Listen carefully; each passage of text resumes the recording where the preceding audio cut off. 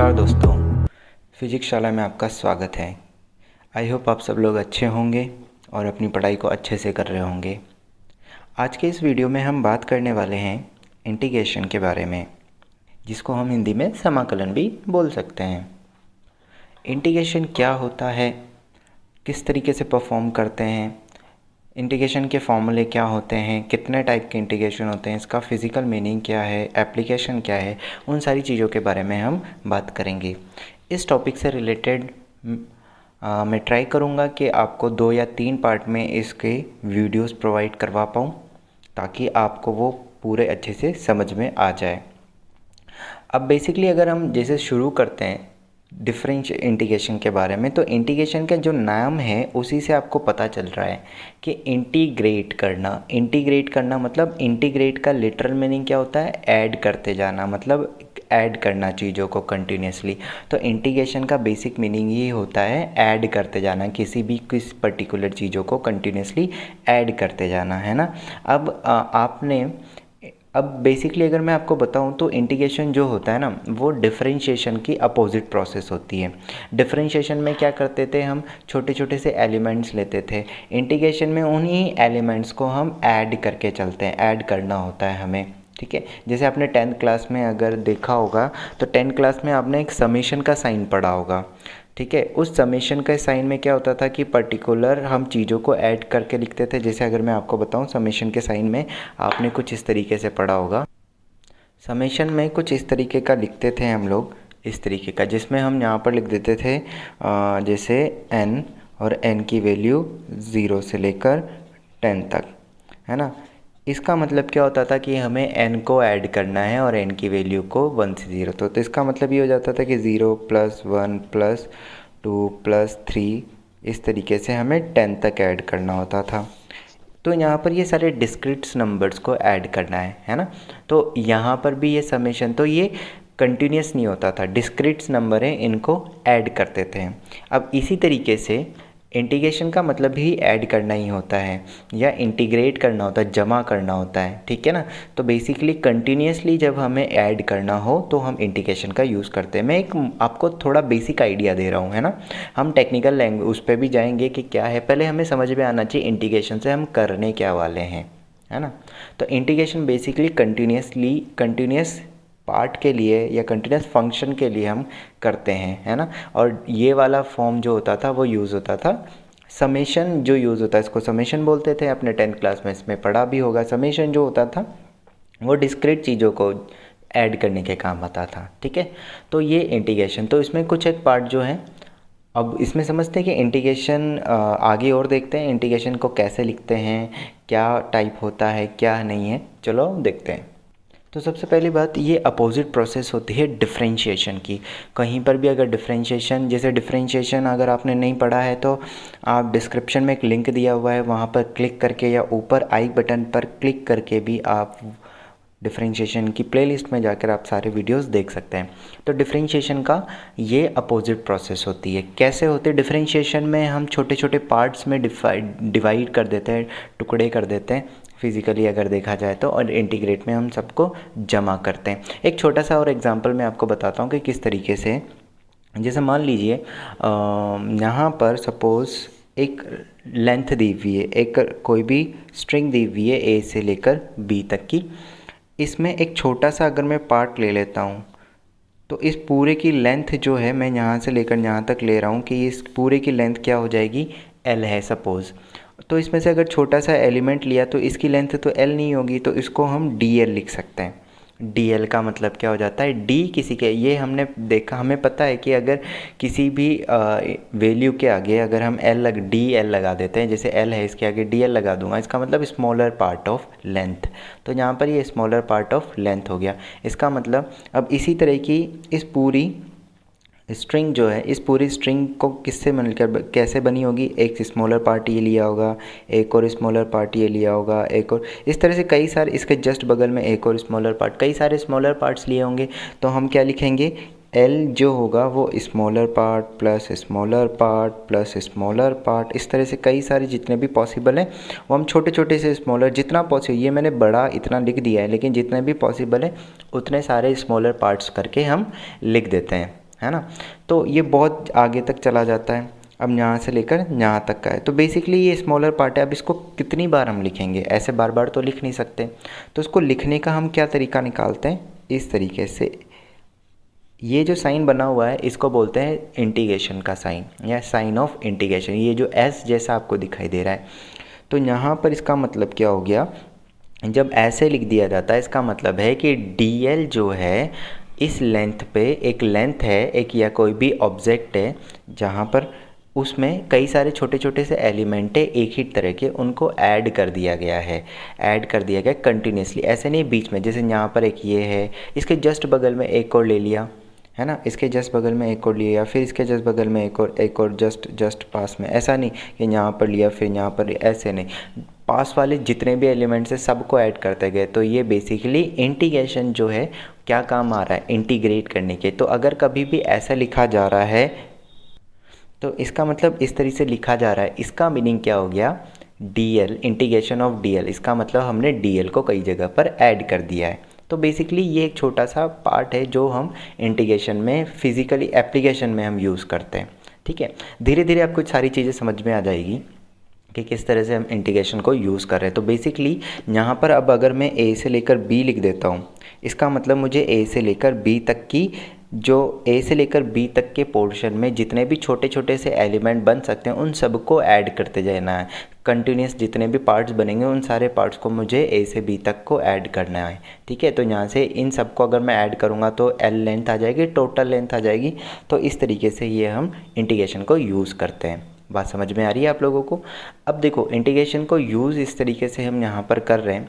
अब इसके आगे का हम देखते हैं कि किस तरीके से हम इंटीग्रेशन को आगे बढ़ा सकते हैं, कि कैसे हम इसको यूज़ करते हैं, इसके क्या पार्ट होते हैं।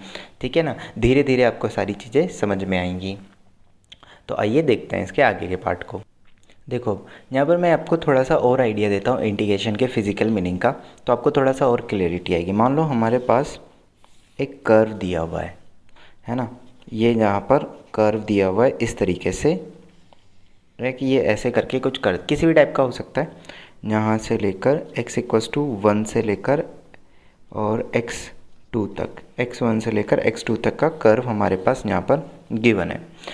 अब यहाँ पर ये कर्व जो है वो गिवन है, तो अब हमें क्या करना है, इस कर्व के और जो हॉरिजॉन्टल एक्सिस है इसके बीच का एरिया हमें कैलकुलेट करना है।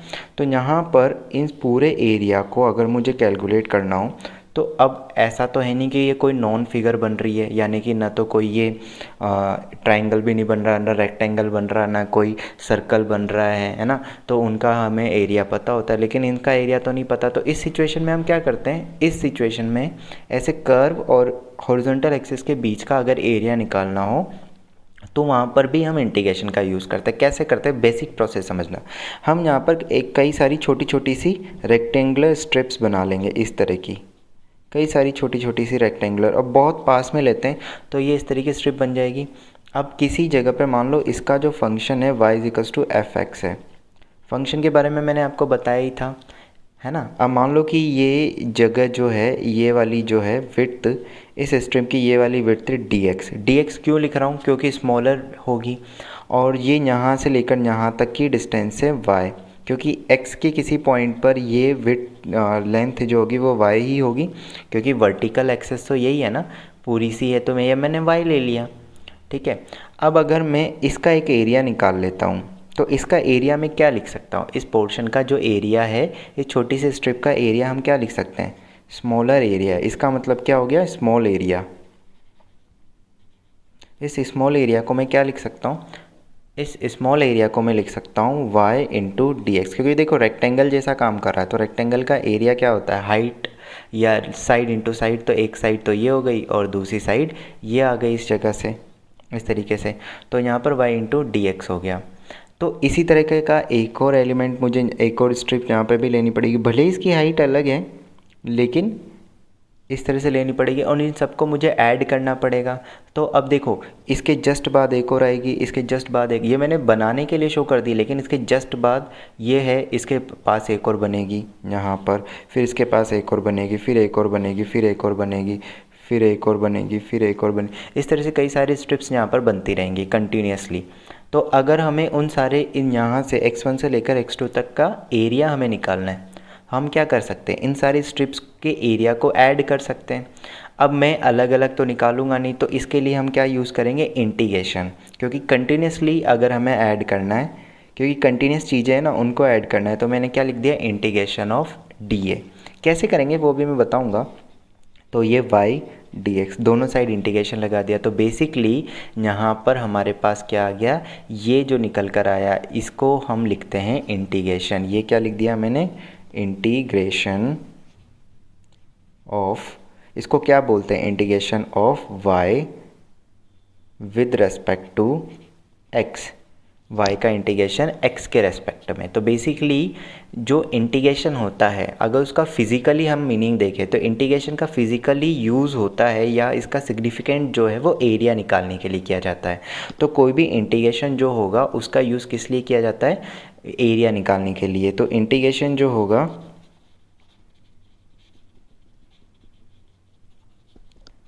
Is used to calculate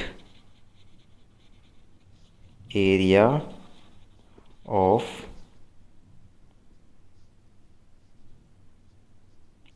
of curve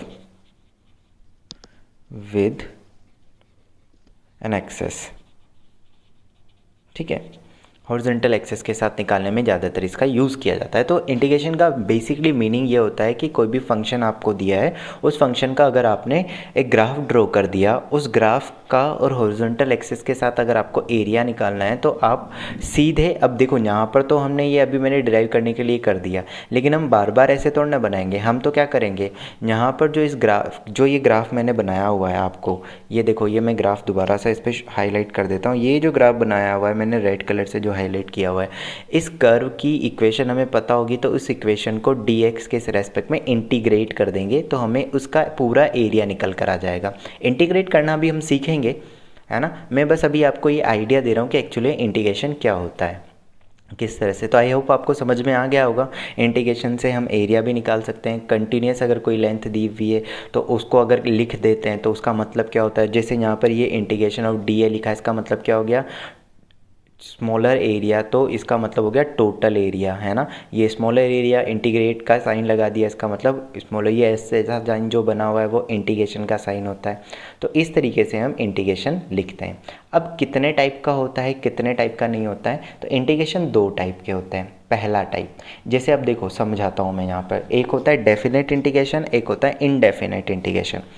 दोनों के फॉर्मूले एक ही होते हैं, दोनों को सॉल्व करने का तरीका एक ही होता है, लास्ट में जाके बस थोड़ा सा चेंज हो जाता है। फॉर्मूले दोनों के एक ही जैसे हैं, है ना, लास्ट में जाके बस वैल्यूज़ में थोड़ा सा डिफरेंट आता है। अब डेफिनेट इंटीग्रेशन का मतलब क्या है, समझो। मान लो तुम्हें ये कर्व दिया हुआ है, इस कर्व में x1 से लेकर हमें बताया गया है कि x1 से लेकर x2 तक के बीच का एरिया निकालना है, या फिर तुमसे ऐसा बोल दिया जाए कि इस कर्व का और हॉरिजॉन्टल एक्सेस के बीच का एरिया निकालो, तो तुम क्या पूछोगे कि x1 कहाँ से कहाँ तक का। तो तुम्हें बोल दिया गया कि x1 से लेकर x2 तक के बीच का एरिया निकालना है, मतलब तुम्हें डिफाइन करके दे दिया गया है कि इन्हीं पर्टिकुलर रीजन का, इस रीजन का ही एरिया तुम्हें निकालना है। तो उस टाइम पर जब हम इसका एरिया इंटीग्रेशन के थ्रू निकाल रहे हैं तो उसको बोलते हैं डेफिनेट इंटीग्रेशन, क्योंकि डिफाइन कर दिया इसलिए उसको हम क्या बोल देते हैं, डेफिनेट इंटीग्रेशन।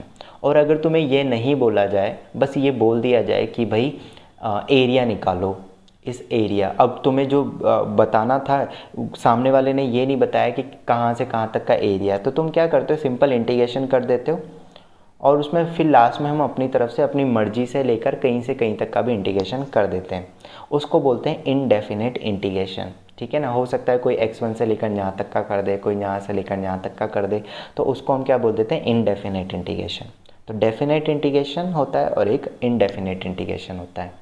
ठीक है, अब आगे हम समझते हैं कि इनके फॉर्मूले क्या होते हैं, कैसे कोई भी फंक्शन अगर दिया जाए उसका इंटीग्रेशन कैसे करेंगे, कोई भी किसी भी टाइप का फंक्शन दे दिया जाए तो इसका इंटीग्रेशन कैसे करना है, वो आओ जब अब हम समझते हैं, है ना, आ जाओ। देखो अगर ऐसा लिखा हुआ है, इसको पढ़ते क्या है, integration of y with respect to x। y कोई फंक्शन होगा जो यहाँ पर हमें लिखना है, जो भी फंक्शन दिया जाएगा साइन कोस x की पावर n, है ना, एक्स स्क्वायर एक्स क्यूब, जो भी हमें दिया जाएगा, टेन एक्स लॉग एक्स, जो भी हमें दिया जाएगा वो हमें फंक्शन यहाँ पर लिखना है। तो हम क्या बोल रहे हैं इसको, डिफरेंशिएशन। तो ये इस तरह का साइन लगा होता है, वही इंटीग्रेशन का साइन होता है ना। अब इसके टाइप्स देखते हैं कि कितने टाइप के होते हैं। देखो टाइप दो तरह के होते हैं, इनडेफिनेट इंटीग्रेशन और डेफिनेट। सॉरी मैंने उल्टा लिख दिया, यहाँ से इसको, ये ए और ये बी। तो ये इनडेफिनेट इंटीग्रेशन और ये डेफिनेट इंटीग्रेशन। इनडेफिनेट इंटीग्रेशन और डेफिनेट इंटीग्रेशन में क्या होता है, तरीका यही होता है, सेम फंक्शन दोनों के लिए इसी तरीके से लिखते हैं। बस इनडेफिनेट में यहाँ पर जो ये ऊपर जो लिखी हुई होती है, ये जो दोनों जगह होती है, इन दोनों जगह पर हम कुछ लिख देते हैं। अगर इनडेफिनेट है तो इन जगह पर कुछ नहीं लिखेंगे, और ये इंटीग्रेशन y dx ये इनडेफिनेट हो गया। लेकिन अगर मुझे डेफिनेट करना है तो मुझे ये बताना पड़ेगा कि कहाँ से कहाँ तक का एरिया या कहाँ से कहाँ तक का इंटीग्रेशन करना है। तो जो ये नीचे ये जो इस जगह पर ये दोनों टर्म्स लिखी हुई है, इनको बोलते हैं लिमिट्स। ये एक ये लिमिट, ये होती है लोअर लिमिट, इसको हम क्या बोलते हैं, लोअर लिमिट, और इसको हम बोलते हैं अपर लिमिट। ठीक है, ये अपर लिमिट हो जाएगी और ये लोअर लिमिट हो जाएगी। लोअर लिमिट का मतलब ये नहीं है कि वो छोटी होती है उसकी वैल्यू कम होगी, और अपर लिमिट का मतलब ये नहीं है कि उसकी वैल्यू बड़ी होगी, नहीं। लोअर लिमिट और अपर लिमिट का मतलब है, जैसे कि मैंने पिछले ग्राफ में आपको समझाया था कि जो अगर तुम्हें एरिया निकालने के लिए बोला जाए तो तुम्हें डेफिनेट में क्या बोला जाएगा कि भाई हाँ एक जगह से लेकर दूसरी जगह से, तो from x1 to from x1 to x2 आपको एरिया कैलकुलेट करना है। तो x1 से तो आपको एक जगह लिमिट बता दी, रेंज बता दी कि कहाँ से कहाँ तक, तो x1। तो उसी तरीके से ये y dx का मतलब, इंटीग्रेशन ऑफ y dx का मतलब एक तरह का एरिया ही है। तो कहाँ का एरिया निकालने के लिए बोला जा रहा है, ये एरिया आपको निकालने के लिए बोला जा रहा है b से लेकर a तक का। ये b किसकी वैल्यू एक्चुअल में, ये x की वैल्यू है। ये एक्चुअली किसकी वैल्यू होती है, ये x की वैल्यू होती है, हम लिखते नहीं है लेकिन ये x की वैल्यू है, x इक्वस टू बी, मतलब x इक्वस टू बी से लेकर x इक्वस टू ए तक का एरिया। अब तुम ये मत सोचना कि सर a तो पहले आता है, ये बस लिखने का तरीका है ना, ऐसा कोई ज़रूरी नहीं है। बस यहाँ पर अगर लिखने इसका मतलब यहाँ से ये लोअर लिमिट है, यहाँ से शुरू करके यहाँ तक का एरिया हमें कैलकुलेट करना है। ठीक है, दैट्स इट, इसका इतना सा मीनिंग है। तो आपको ये समझ में आना चाहिए कि भाई ये लिखा है तो ये क्या चीज़ है, ये क्या चीज़ है। इनको मैं आगे, इनका यूज़ क्या होता है वो भी हम देखेंगे, किस तरीके से यूज़ करते हैं, वो सारी चीज़ें भी मैं समझाऊंगा तुम लोगों को कि कैसे इसको हम आगे सोल्व करते हैं। तो सबसे पहले तुम्हें ये चीज़ क्लियर होनी चाहिए। अब इसके हम देखते हैं आगे रूल्स क्या होते हैं। किसी भी फंक्शन का इंटीग्रेशन करना है तो किस तरीके से उस फंक्शन का हम इंटीग्रेशन आसानी से करते हैं। तो आइए आप भी देखते हैं x की पावर n का इंटीग्रेशन। बहुत आसान सा है x की पावर n का इंटीग्रेशन। अब एक और चीज़ मैं बता देता हूँ आपका, जब भी इंटीग्रेशन हम देखेंगे तो x की पावर n का, चाहे मैं डेफिनेट करूँ चाहे इनडेफिनेट करूँ, इनिशियली फॉर्मूला एक ही जैसा होगा। लास्ट में थोड़ा सा चेंज आ जाएगा, वो मैं आपको बता दूंगा कि वो चेंज क्या आ जाएगा। ठीक है, तो आओ देखते हैं। चलिए ये देखते हैं, y इक्वल्स टू एक्स की पावर n का इंटीग्रेशन देखते हैं। अब यहाँ पर मैं इसकी डिटेलिंग नहीं बताऊंगा कि ये आया कैसे। अगर वो डिटेलिंग आपको जाननी है तो आप मुझे कमेंट में बता देना, मैं उसके लिए एक सेपरेट वीडियो बना दूंगा। ठीक है, क्योंकि देखो फिजिक्स में इंटीग्रेशन जितना यूज़ होता है इस वीडियो में मैं उसी हिसाब से बताऊंगा, क्योंकि इंटीग्रेशन जो है मैथ्स का टॉपिक है तो हम इसको बहुत ज़्यादा डिटेल में नहीं पढ़ेंगे। आई होप आप मेरी बात समझ रहे होंगे। तो आइए इसको देखते हैं कि integration y equals to x की पावर n का क्या होता है। आओ देखो क्या करना है हमें, यहाँ पर ये i ये शो कर रहा है कि मैं इंटीग्रेट कर रहा हूँ। आप कुछ और भी ले सकते हो, y dx ऐसे लिखने का मतलब ये होता है कि इंटीग्रेशन किया। यहाँ पर एक बार के लिए मैं x की पावर n dx लिख देता हूँ। ठीक है, इक्वल्स टू, अभी मैं यहाँ पर बस ये इसका फॉर्मूला दिया हुआ है, ये x की पावर n dx, इसका इंटीग्रेशन करते हैं तो क्या होता है, x जो पावर है ना उसमें +1 कर दो, डिवाइडेड बाय उतनी ही पावर को नीचे लिख दो। मान लो कि यहाँ पर 3 था तो 3 + 1 डिवाइडेड बाय 3 + 1, है ना। तो इस तरीके से हम लिख सकते। बस एक चीज़ का ध्यान रखना, ये n की वैल्यू कभी भी -1 नहीं हो सकती, ये याद रखना। एक नोट है ये, इस चीज़ का बड़ा ध्यान रखना कि जब भी by x equals to x की पावर कुछ भी आ सकती है इंटीग्रेशन में, लेकिन एक्स की पावर -1 नहीं हो सकती। ये रीज़न मैं बताऊंगा आपको क्यों होता है ऐसा। तो बेसिकली ये इसका फंक्शन हो गया y इक्वल्स टू एक्स की पावर n जो है, इसका अगर मैं इंटीग्रेशन कर रहा हूँ एक्स की पावर n dx, ऐसे लिख दिया मैंने। लिखने का तरीका क्या है वो मैंने बता दिया। इसका जो फॉर्मूला बन रहा है वो बन रहा है एक्स की power n+1 divided by n+1। अब अगर आपको डेफिनेट करना है इस इंटीग्रेशन को, ये तो मैं फॉर्मूला हो गया। अब अगर आपको इस इंटीग्रेशन को डेफिनेट बनाना है तो क्या करना पड़ेगा, और इनडेफिनेट बनाना है तो क्या करना पड़ेगा। तो क्या करोगे, देखो इसी फॉर्मूले को अगर मेरे को इनडेफिनेट बनाना है, सपोज मुझे लिमिट्स नहीं बताई गई हैं तो बेसिकली इनडेफिनेट हो जाएगा, और अगर मुझे लिमिट बता दी गई हैं तो वो डेफिनेट हो जाएगा। सीधी सी बात है। तो इसमें आपको क्या करना है, इस इनडेफिनेट में कुछ नहीं करना, बस आपको ये फॉर्मूला जो लिखा है उसको लिख देना है, और लास्ट में +c। ये c एक कांस्टेंट है, कोई भी एक कांस्टेंट है। इसकी वैल्यू क्या होगी वो हमारे लिए ज़रूरी नहीं है कि हमें पता हो, वो कुछ भी वैल्यू हो सकती है ना। वो वैल्यू कुछ भी पर्टिकुलर हो सकती है, 10, 20, माइनस में भी हो सकती है, पॉजिटिव कुछ भी हो सकती है, बस कांस्टेंट होगी। ये कितनी होगी वो हमारे लिए जानना बिल्कुल ज़रूरी नहीं है जब हम इनडेफिनेट इंटीग्रेशन कर रहे हैं। डेफिनेट इंटीग्रेशन में क्या होता है, डेफिनेट इंटीग्रेशन में आपको लिमिट्स दी हुई होती है। इस पोर्शन में आपको लिमिट्स जो होती हैं, लिमिट्स आपको गिवन होती है ना। लिमिट्स गिवन होती है तो लिमिट्स को हम कैसे लगाते हैं, लास्ट में हम इसको इस तरीके से लिख देते हैं, x की power n+1 divided by n+1 की पावर a, जो भी लिमिट दी हुई है इस तरह से। अब इसको पुट कैसे करते हैं वो मैं आपको एग्जांपल में ही बताऊंगा, क्योंकि एग्जांपल से ज़्यादा समझ में आएगा। बस ये ध्यान रखना, डेफिनेट में आपको लिमिट दी है तो आपको फाइनली ऐसे डिब्बों में बंद करना है, और इनडेफिनेट दिया है तो जो भी ये करने के बाद जो रिज़ल्ट आ जाएगा उसके बाद आपको c लगा देना है लास्ट में, बस और कुछ नहीं लगाना है। डेफिनेट कैसे करेंगे वो मैं एग्जांपल में ही समझाऊंगा तो ज़्यादा आपको समझ में आएगा, ठीक है। चलो आओ क्वेश्चन देखते हैं। तो इसके फॉर्मूला आपको समझ में आ ही गया। पावर जो है n दी हुई है, n कांस्टेंट है यहाँ, बस ये नहीं होना चाहिए, -1 नहीं होना चाहिए। तो क्या बन जाएगा, n+1 divided by n+1, X की power n+1 divided by n+1। जो यहाँ पावर है वही नीचे भी लिखी होनी चाहिए।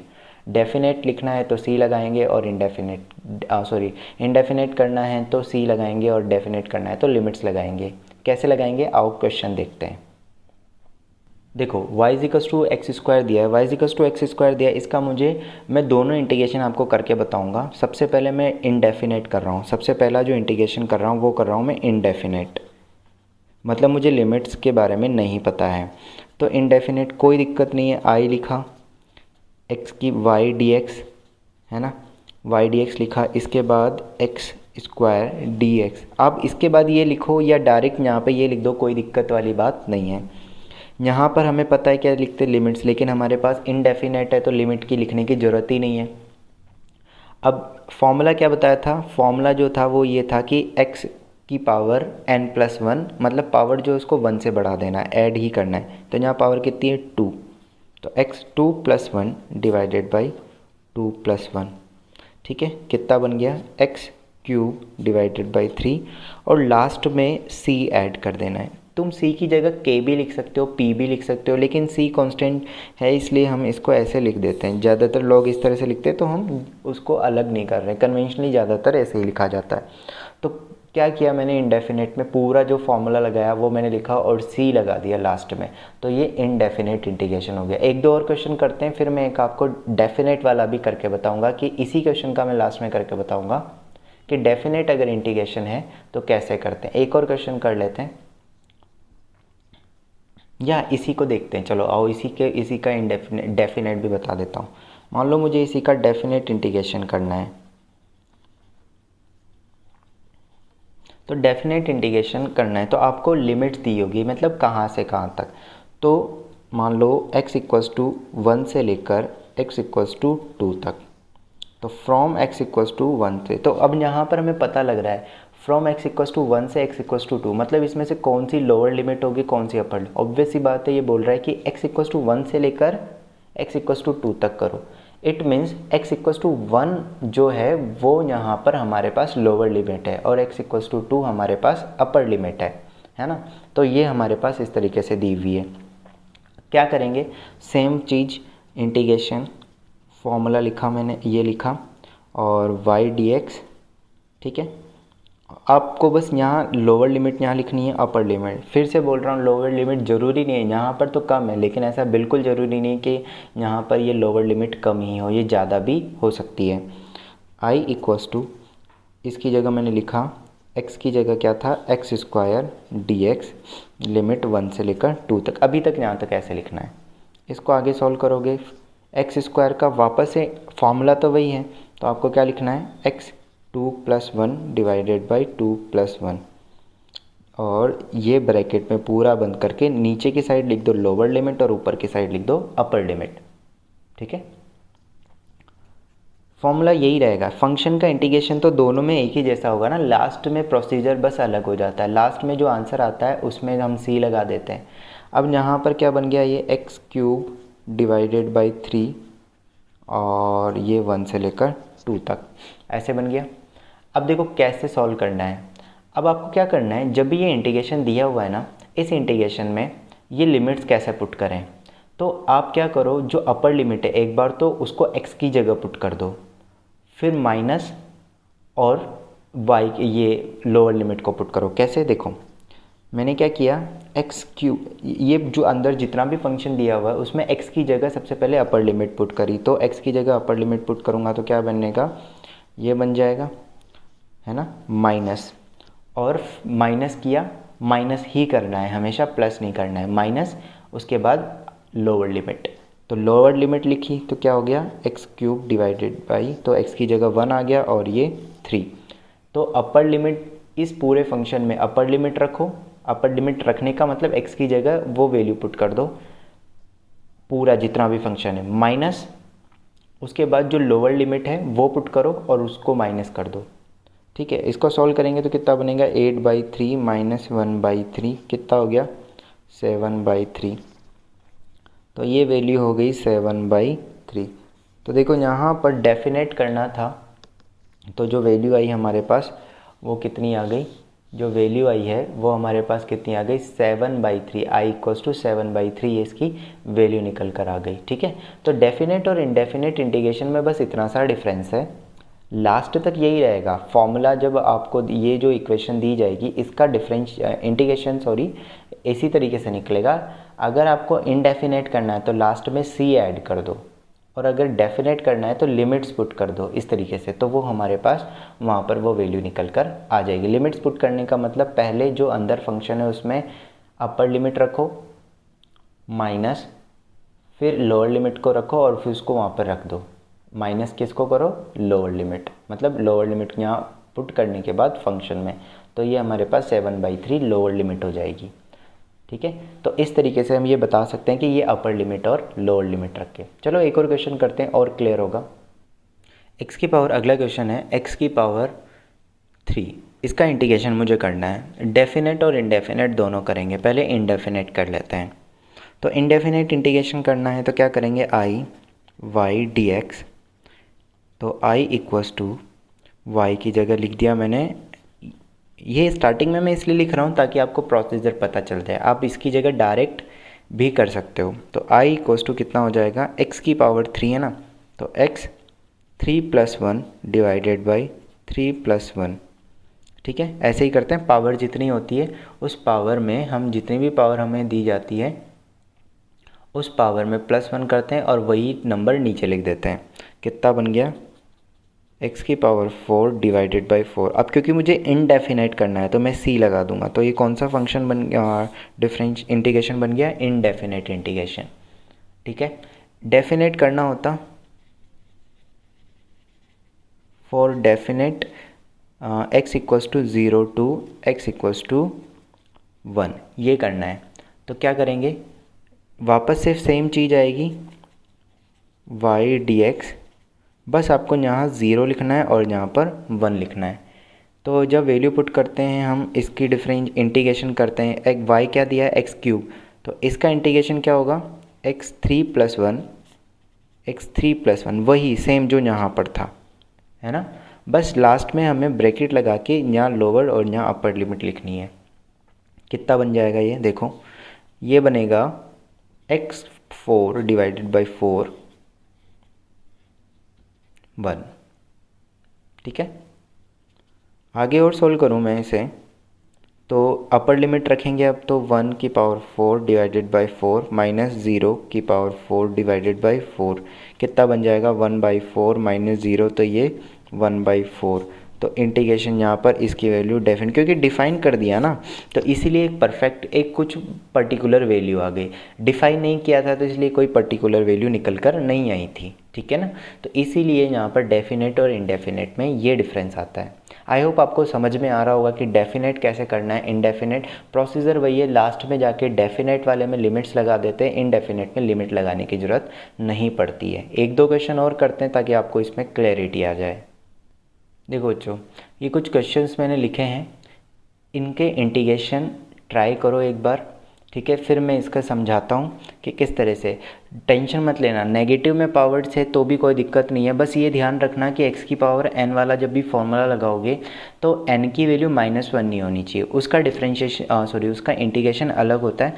तो x की पावर -1 नहीं आना चाहिए और कुछ भी हो सकता है। और तुम्हें जो भी फंक्शन दिया जाए ना, अगर x की पावर्स वाला फंक्शन दिया जाए तो आप उसको पहले सिंप्लीफाई ज़रूर करना कि सारे के सारा x जो है वो न्यूमरेटर में आ जाए। तो एक बार ट्राई करो, फिर मैं इसको सॉल्व करता हूँ। वीडियो पॉज करके एक बार क्वेश्चंस ट्राई करो। आओ तो देखो, तो क्वेश्चन नंबर 3 जो है सॉल्यूशन इसके हम देखते हैं अब। तो सॉल्यूशन अगर मैं देखूँ यहाँ पर तो क्वेश्चन नंबर 3 की अगर बात करें तो क्वेश्चन नंबर 3 का इंटीग्रेशन क्या हो जाएगा। मैं डायरेक्ट लिख रहा हूँ और इनडेफिनेट ही कर रहा हूँ, डेफिनेट आपको पता लग ही गया है। इनडेफिनेट का क्या हो जाएगा, x की पावर -2 + 1 डिवाइडेड बाई -2 + 1 और प्लस c। तो i की वैल्यू कितनी हो जाएगी, x की पावर -1 प्लस c। ये इसका आंसर, फाइनल आंसर में x की पावर -1 आ सकता है, कंफ्यूज मत हो जाना। कुछ लोग हो सकता है कंफ्यूज हो जाए कि सर जहाँ पर तो x की पावर -1 आ गया। नहीं, x की पावर -1 का इंटीग्रेशन डायरेक्ट इस मेथड से नहीं कर सकते हो, है ना, क्योंकि अगर तुम x की पावर -1 का इंटीग्रेशन डायरेक्ट मेथड से करोगे तो x की पावर -1 + 1 डिवाइडेड बाई -1 + 1 हो जाएगा, तो वो डिफाइन नहीं हो पाएगा। ठीक है, फाइनल आंसर ये जरूर आ सकता है। फोर्थ वाला क्या होगा, इंटीग्रेशन जो होगा x की power 4 + 1 divided by 4 + 1 plus c। तो i = बन जाएगा x की पावर 5 प्लस c। फिफ्थ वाली की अगर मैं बात करूं तो y सबसे पहले मुझे सिंप्लीफाई करके लिखना होगा माइनस, ये देखो 1/x³ लिखा हुआ है तो उसको ऊपर लेके जाएंगे तो x की पावर -3। इंटीग्रेशन यहाँ पर हो जाएगा x की power -3 + 1 divided by -3 + 1 plus c। तो i की जो वैल्यू है वो कितनी हो जाएगी, x की power -2 divided by -2 plus c। 6 की बात करें, थोड़ा और सिंप्लीफाई करना पड़ेगा, x² डिवाइडेड बाई x की पावर 7 है। सिंप्लीफाई करो तो ये बनेगा x की पावर -5। क्या बन जाएगा, i = x की पावर -5 + 1 और -5 + 1। तो i = कितना बनेगा, x की पावर -4 और -4, है ना। +1 ही करना है हमेशा, ये चीज़ आपको अच्छे से पता होनी चाहिए, ये चीज़ आपको अच्छे से ध्यान होना चाहिए। इसके बाद 7 की अगर मैं बात करूं तो क्या दिया हुआ है, y = √x। इसका मतलब क्या होता है, अंडर का मतलब होता है 1/2। तो इंटीग्रेशन क्या बनेगा, x की पावर 1/2 + 1 डिवाइडेड बाई 1/2 + 1। i = कितना होगा, x की पावर 3/2 + 3/2 प्लस c लिखना ज़रूरी है। अगर आपने c नहीं लिखा है तो फिर वो गलत हो जाएगा इनडेफिनेट में। क्वेश्चन नंबर 8 जो है अगला क्वेश्चन है, y = x की पावर -1/2।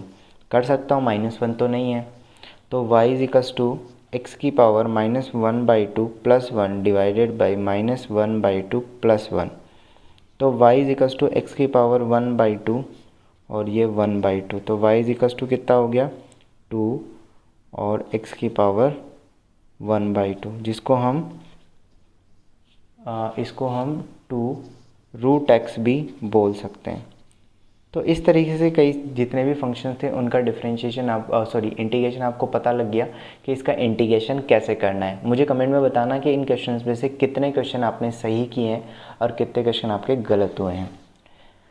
अगले वीडियो में हम बात करेंगे इसके आगे वाले फंक्शंस के बारे में, आगे अलग तरीके के फंक्शंस के बारे में। इंटीग्रेशन में हमें ज़्यादा नहीं पढ़ना है। इंटीग्रेशन में हम बेसिकली उतना ही पार्ट कंप्लीट करेंगे जितना हमारा फिजिक्स में क्वेश्चन सॉल्व करने के लिए ज़रूरी होगा। इसमें हम मल्टीप्लिकेशन रिवीजन वाला पार्ट नहीं करते हैं, इसमें सिर्फ हम प्लस माइनस तक का पार्ट करते हैं और एक छोटा सा चेन रूल आता है इसमें, उसको हम सॉल्व करते हैं। उसके अलावा हम ज़्यादा इसमें नहीं देखते हैं। और इसमें एरिया निकालने वाले क्वेश्चन भी मैं लास्ट में आपको बताऊंगा। तो अगर ये वाला पार्ट आपको अच्छा लगा है, वीडियो पसंद आई है अगर, ठीक है, वीडियो पसंद आई है इसको तो अपने लाइक ज़रूर करना और शेयर करना अपने दोस्तों के साथ, सब्सक्राइब भी करवाना, क्योंकि आपका एक लाइक और एक सब्सक्राइब जो होता है वो हमें और अच्छे वीडियो बनाने के लिए मोटिवेट करता है ना। तो ये सारी चीज़ें, तो वीडियो देखने के लिए थैंक यू वेरी मच और फिजिक्स शाला के साथ बने रहिए।